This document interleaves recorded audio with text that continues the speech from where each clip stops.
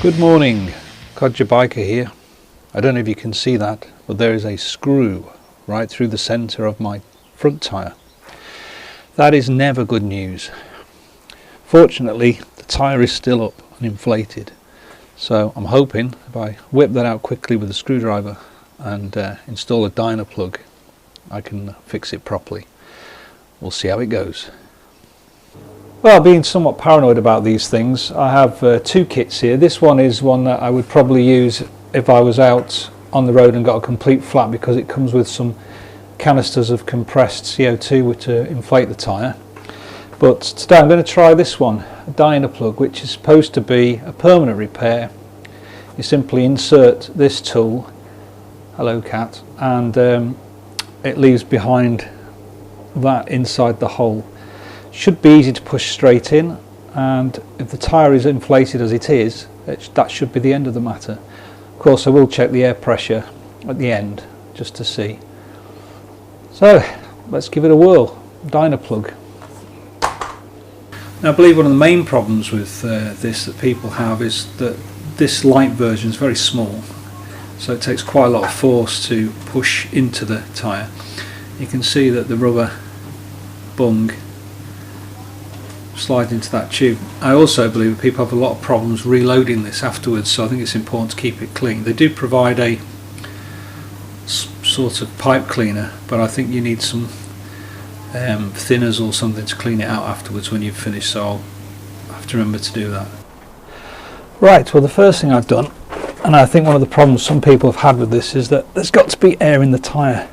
So just using a bike pump, I've put 100 pumps of that into the tyre, and it's now very solid. This gives me something to push against.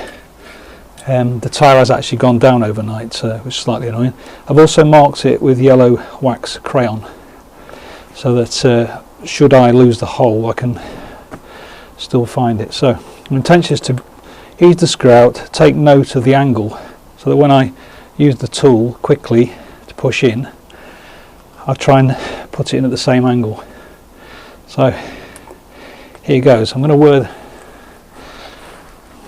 use a glove to give me some extra push. See how it goes. So the screw's coming out, you can hear the air. So there we are. In we go. And the plug, push.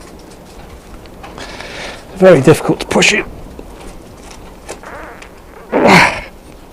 Right, it's in. That took a lot of force to push in. Now we should simply pull out the tool and that should plug it. Let's see. There we go. Now that screw has made a bigger hole than I'd expected. So it's to be seen whether this plug will be sufficient to seal that hole. You can place a second one at the side of it if necessary. So I'll just give that a test the old-fashioned way.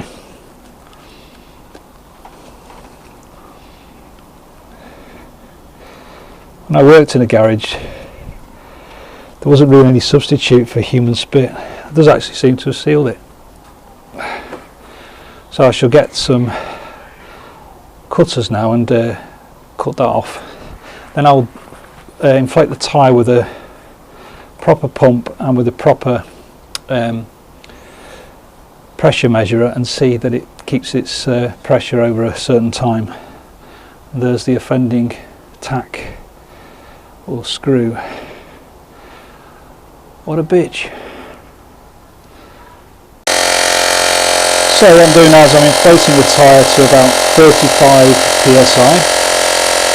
And then I'll leave it and see whether it maintains that pressure.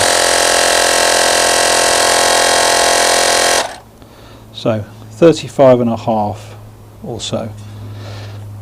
I don't know how accurate that gauge is, but it's all relative.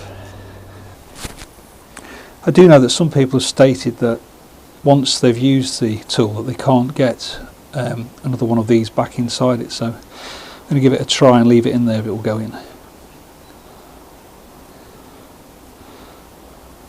I have to say that's gone in very easily, no problem whatsoever.